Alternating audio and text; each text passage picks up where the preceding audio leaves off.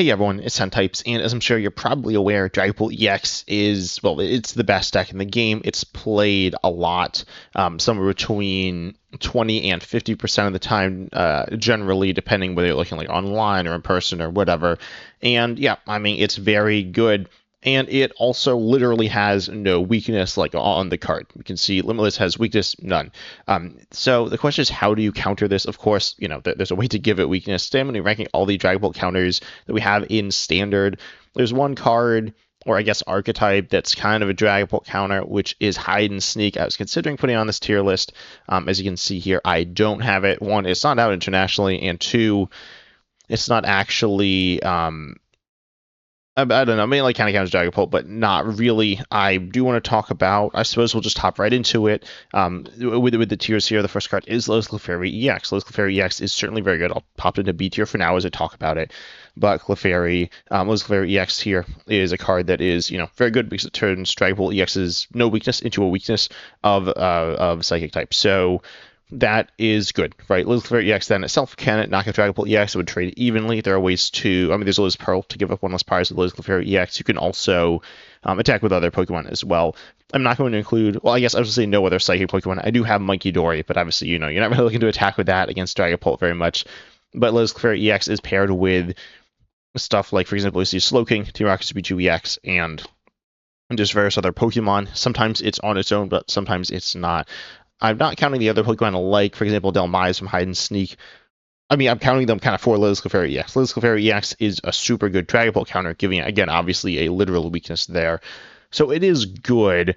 That being said, it doesn't mean you automatically beat Dragapult, and it still requires you to play some extra energy type. You take potentially, or I guess the only deck that doesn't need to play an extra energy type would be Dragapult itself there.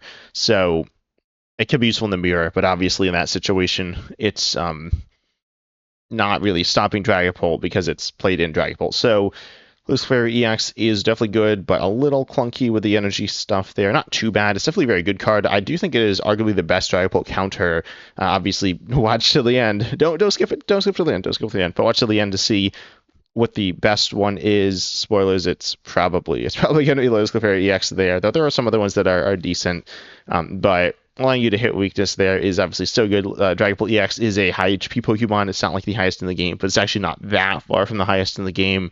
The highest being 380 is at 320, and it's a two prizer there. So it is relatively difficult to knock out without the use of Lillie Clefairy EX. There are things like that include like just damage buff cards essentially, or even Gravity Mountain, which is essentially a damage buff card there.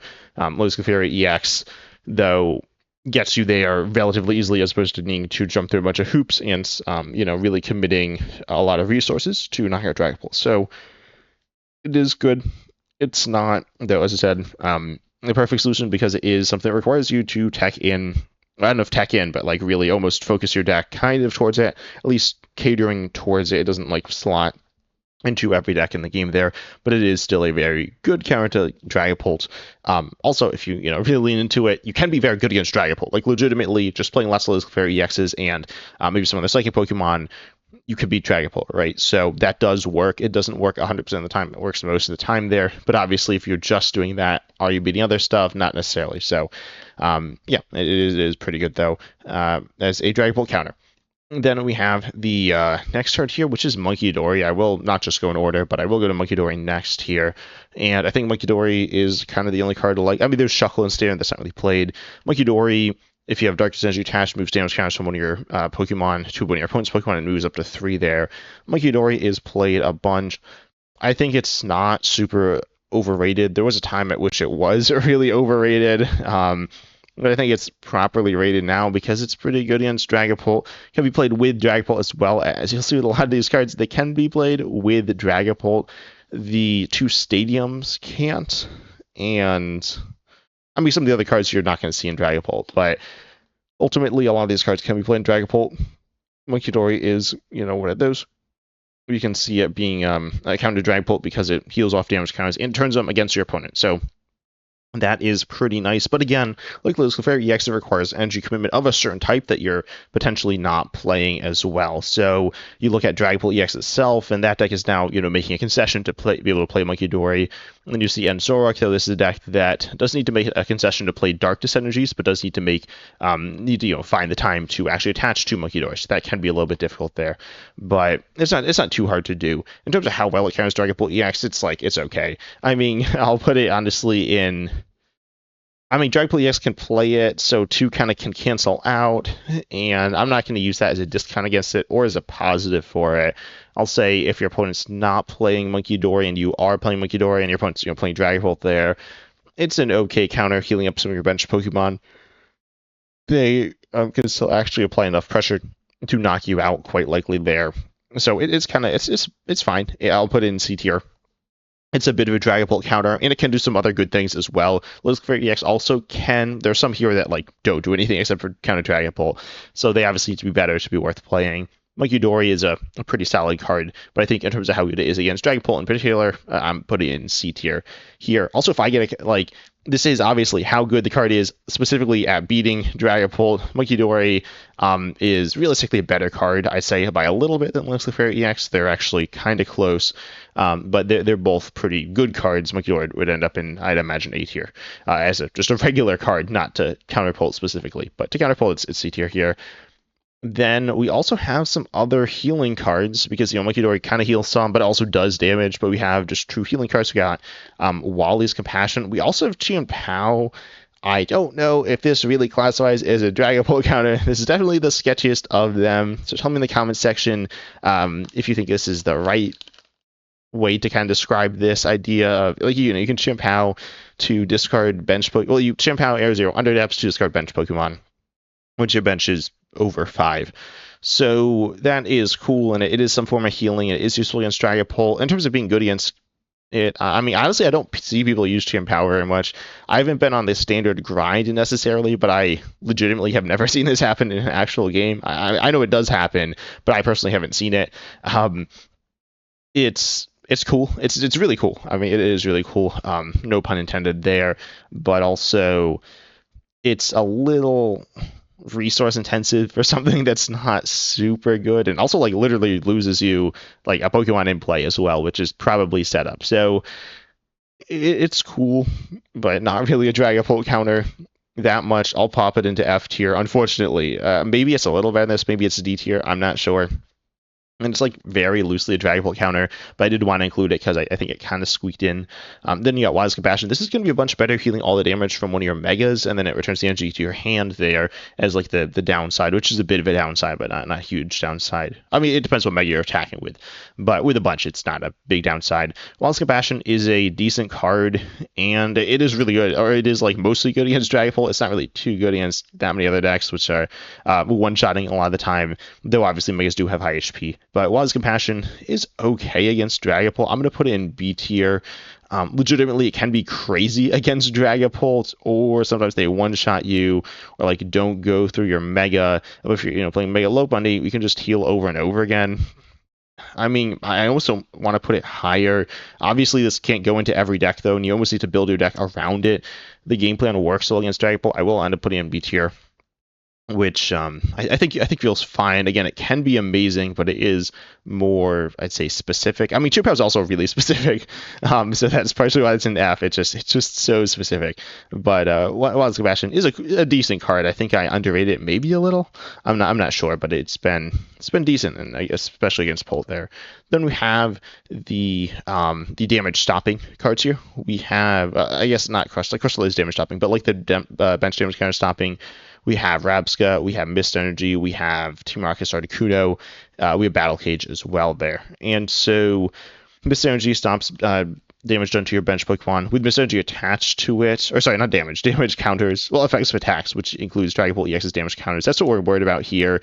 Mist Energy is an okay card, I suppose, but against Dragapult, it's not very good, I'm not going to lie, because you're putting it on your bench Pokemon, and it's only protecting one bench Pokemon, and it's taking your attachment for the turn. It's pretty bad, I'm not going to lie. Against Dragapult, I don't know if that one really counts either. I didn't include Rocky Fighting Energy. To be honest, maybe that's more of a Dragapult counter than Mist Energy. I'm not sure. Neither one's really that much of a Dragapult counter. Mist Energy can go into different decks as a counter to the deck.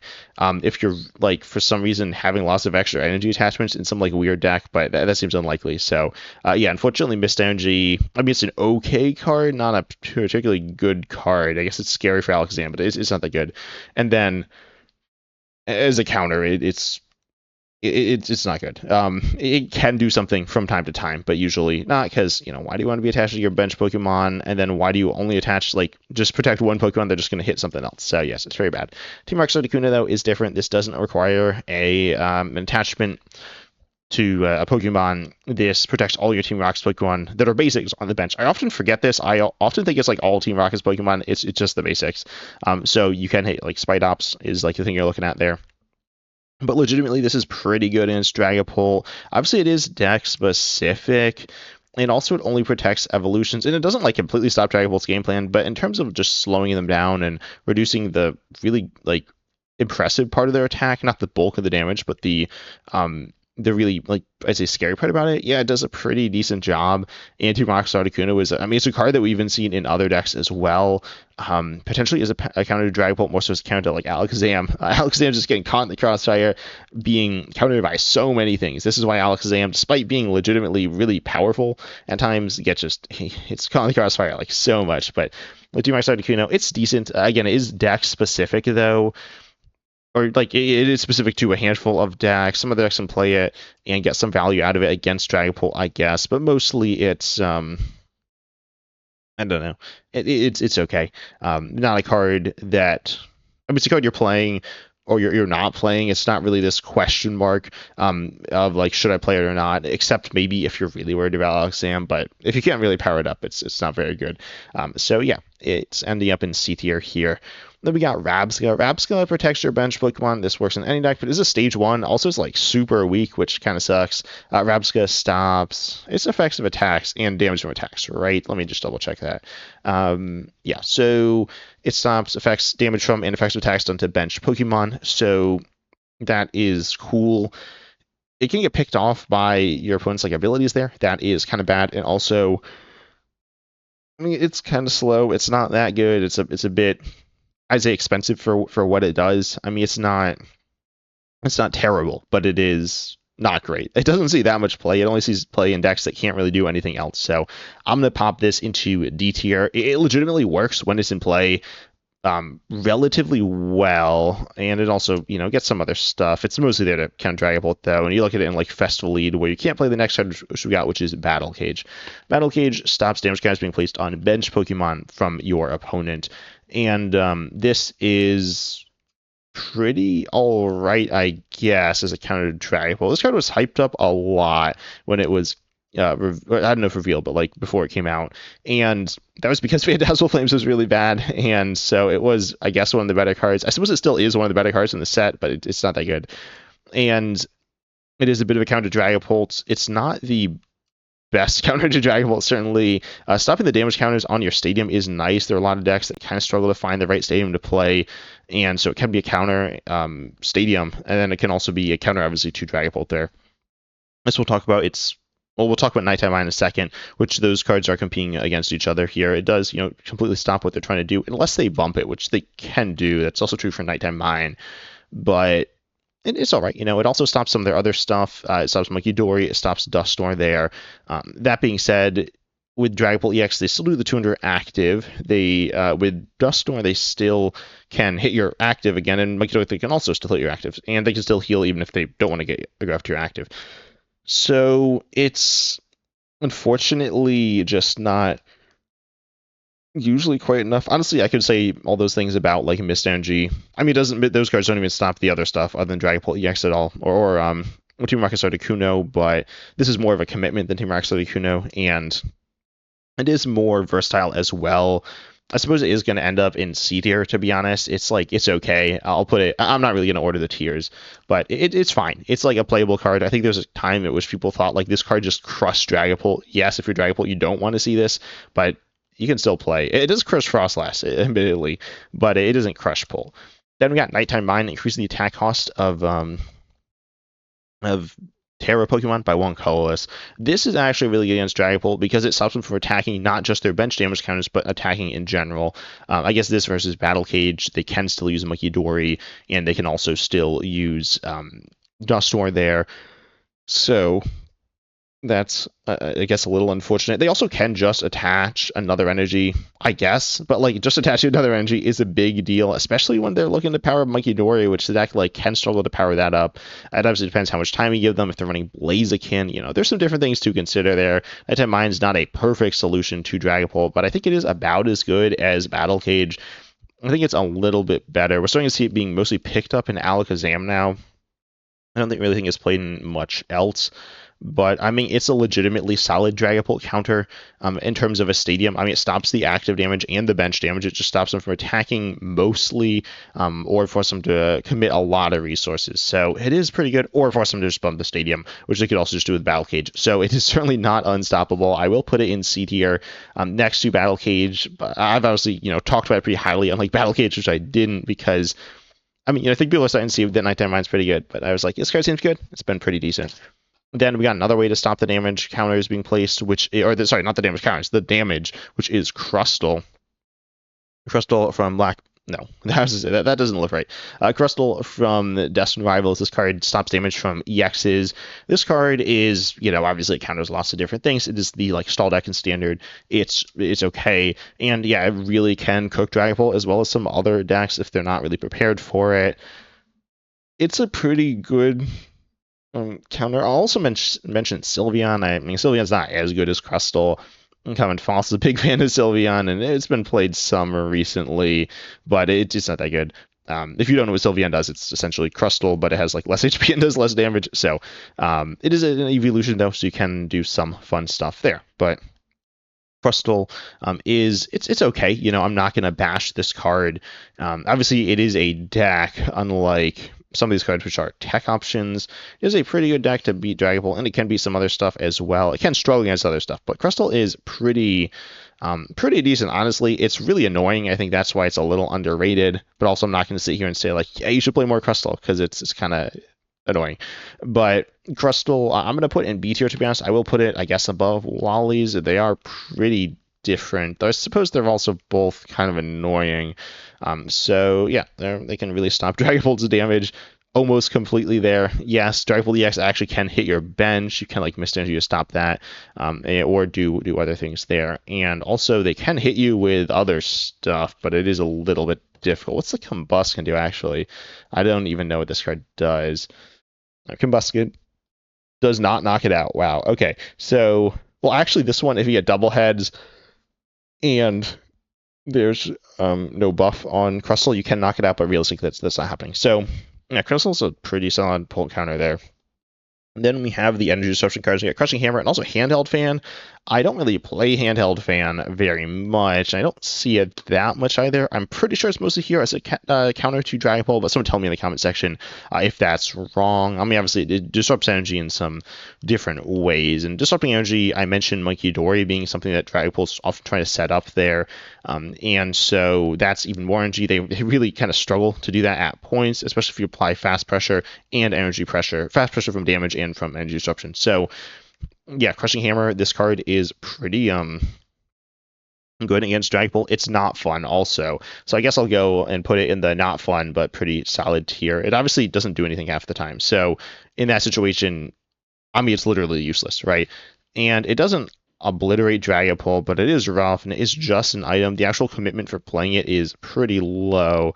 The upside could be really good, or again, obviously could be useless, but the card is pretty solid. Not fun, but pretty solid there. Handheld Fan. Handheld Fan's kind of meh. I wouldn't really play Handheld Fan against Dragapult. They still get a hit into, so that seems kind of rough. I'm going to put it into D tier. I know people play it some. Maybe it's a little better. It can do some stuff against other ththings as well, but getting smacked into all the time, and not super good there. Then we got Black Fury EX. This one I think I saw on I don't know, someone's video, I think Chef Husky, and oops, not Blue Kyurem. Black Kyurem EX. I was like, oh, I forgot about that card. And it paralyzes Dragon Pokemon. It does 90 for 3 colors. It's a really goofy card. I have not played with it much. I played with it some. I was about to say I hadn't played with it at all, but I played with it some. It's not very good. I'm gonna put it into F tier as a counter to Dragapult. It's really funny. Your opponent could theoretically switch out, and then also it's like a bunch of energy, and it still gives them time. Like, theoretically, they could just triple Munkidori and then just heal off all the damage you do. Valkyrium EX is definitely a funny card, but not very good. So, as you can see here, there's some different Dragapult counters. We've got S tier, which has nothing. A tier, which is Lillie's, which everyone kind of knows. B tier is all annoying, and C tier and below are decent stuff. C tier is like pretty solid. These are Dragapult counters people think of. D tier and below, I wouldn't really play too much to counter Dragapult. If you're playing for some other reason and you get some value against Pult, that's fine and all there. But I wouldn't play it specifically for that. C tier ones are somewhat universal. B tier, though, I guess the most universal one is Hammers. Hammers is pretty good. Obviously, it depends exactly what you're playing. If you're not able to apply pressure on your opponent, just like guess more energies on, or if they're playing Blaziken, it might not do too much either. But overall, this is the state of the game, trying to figure out how to counter Pult. But tell me down below your thoughts in the comment section. Hope you all enjoyed, though. Make sure you like and subscribe and hype the video and all that good stuff. It really helps support me and the channel, and I really appreciate it. But I hope you all enjoyed. Shout out to my YouTube members, and as always, I'm excited to see you in the next video.